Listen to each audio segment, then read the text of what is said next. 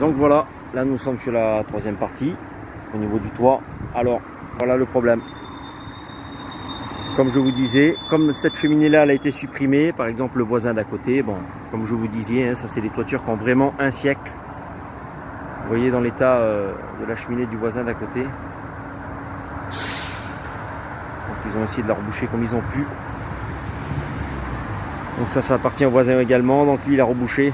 Donc nous, ce qu'on va faire, c'est au fait, quand il pleut, l'eau elle rentre, malgré qu'il y a ce chapeau, mais comme ces derniers temps, il y a vraiment des grosses pluies avec du vent, ça rentre à l'intérieur de la cheminée, et puis bon, ça tâche le placo. Donc là, il va s'agir d'enlever ces 4 pieds que vous avez là. On va reposer la dalle de béton dessus, du chapeau.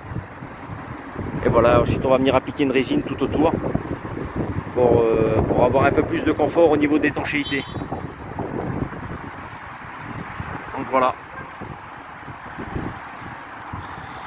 Alors le conseil que je pourrais vous donner sur cette vidéo, ce qui est très important bien évidemment quand vous faites intervenir des maçons couvreurs, des artisans, c'est très bien de faire faire plusieurs devis.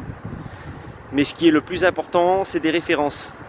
Si par exemple, là par exemple nous sommes à la Gavotte, c'est mitoyen aussi avec le parc des Amandiers juste à côté, là où j'ai beaucoup de références. J'ai à peu près 60, j'ai fait 60 pavillons rien que dans le parc des Amandiers. Donc voilà.